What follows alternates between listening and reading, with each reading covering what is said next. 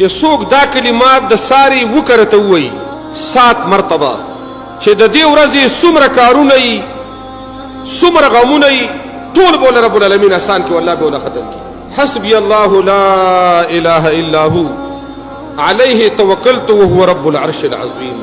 دا د ابو داود حدیث دی او د سار ماښام اسکارو کې هر یو دعاګانو والا را نقل کړی دی چې دا څوک د ساري وزره ووایي په دې وزره ویلو باندې به زما د ذهن مطابق د ده 2 منټه تیر شي 2 منټه.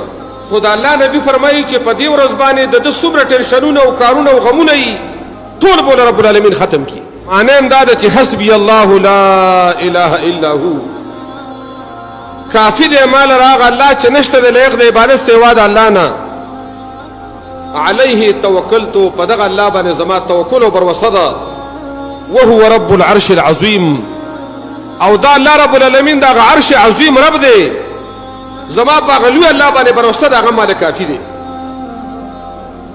دا چې د وزره وویله سار کې په دې ورځ باندې چې ستا څومره غمونه یي ټینشنونه یي مصیبتونه یي ازمایښتونه یي حاجتونه یي د الله نبي فرمایي ټول به د الله پوره وګرځئ.